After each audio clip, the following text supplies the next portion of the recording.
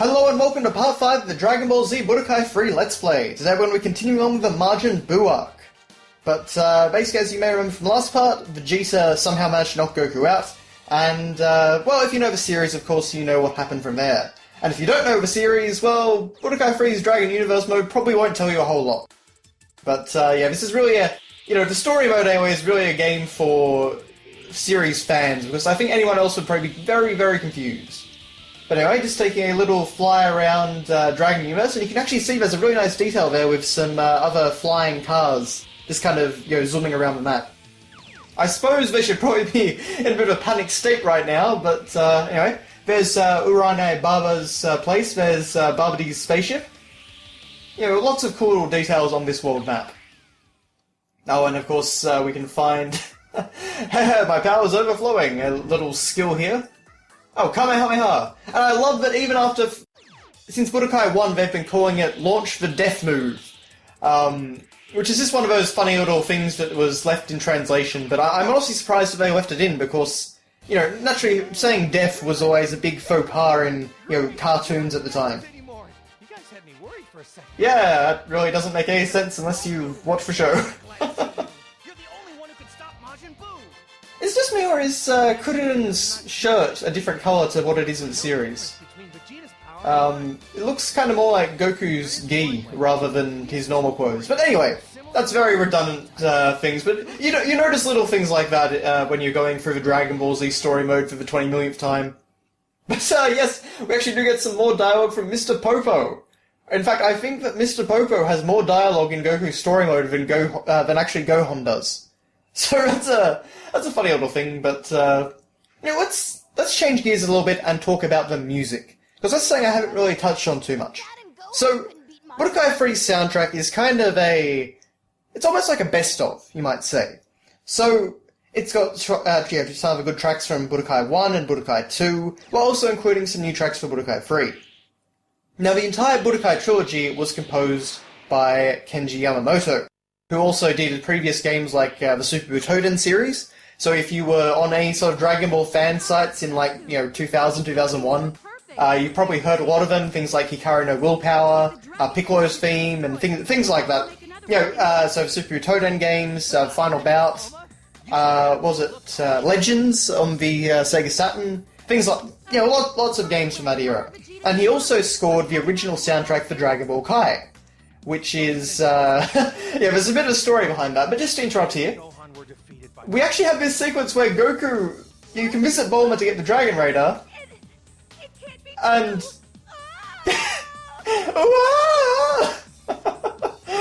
Goku basically informs her about Vegeta's death and, you know, all that stuff. It's a little bit of a weird scene. I like that it's there. It's just kind of funny just to see Goku just, you know, turning up and saying, "Hey Bulma, Vegeta's dead." But anyway, so now we have the Dragon Raider. And I'm just trying to remember how to use it at this point. All you have to do is you have to press triangle again to get rid of the map and turn it into the Raider. So now we're going to do some Dragon Ball hunting. So Dragon Ball hunting in this is very, very simple. You can see you just go to the orange dot and you find the little question mark icon on the map. I found a Dragon Ball. It's really that easy. Now, the only problem is that you can only get 2 Dragon Balls per saga. So you can only get 2 in Namek. 2 in the Saiyan arc, maybe 2 or 3 in Namek, I think it is, and 2 in the Majin Buu arc.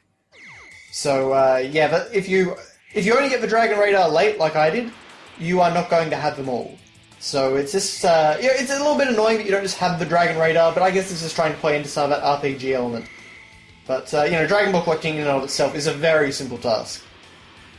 And then basically what happens is, if you get all the Dragon Balls, after you complete the story, then you get a little cutscene with, you know, you summoning Shenlong.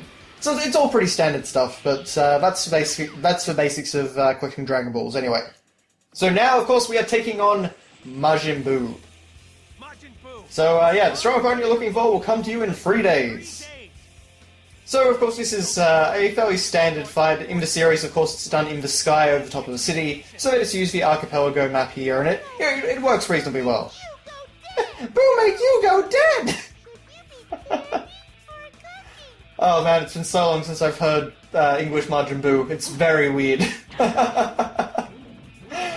But anyway, so getting back to the music, I was talking about Kenji Yamamoto.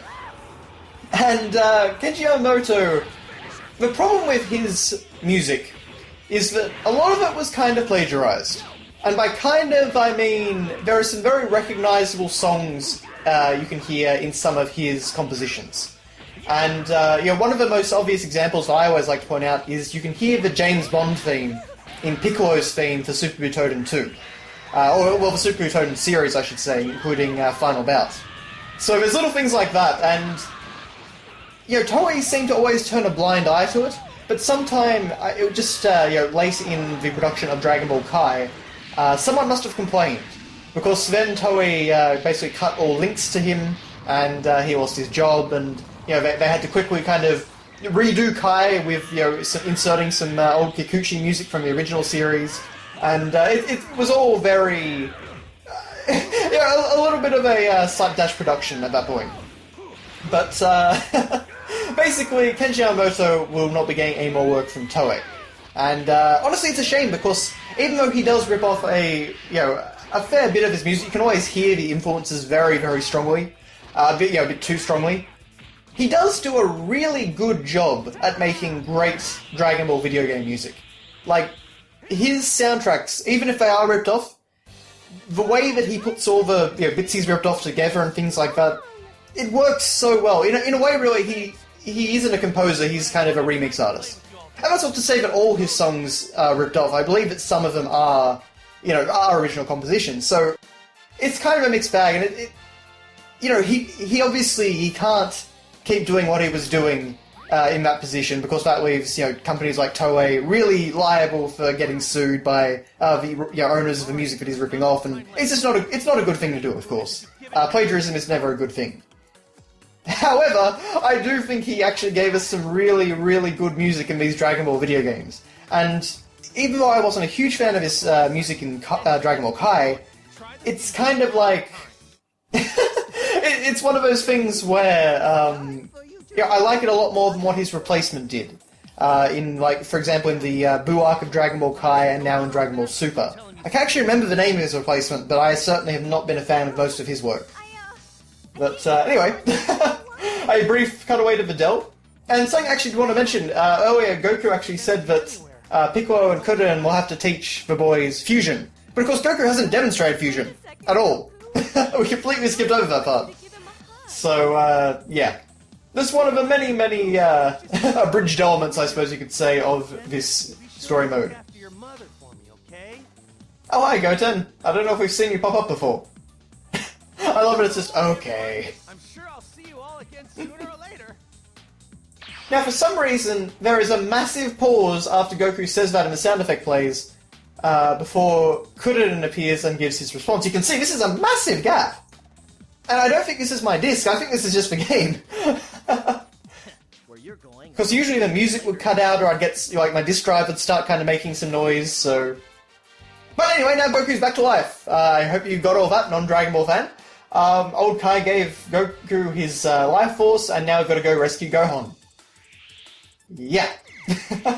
Actually, something I never thought to check was whether or not the flying cars were still going around the cities. I bet that they are, but of course, at this point in the series, Super Buu would have used his human extinction attack, as it's known in the video games anyway.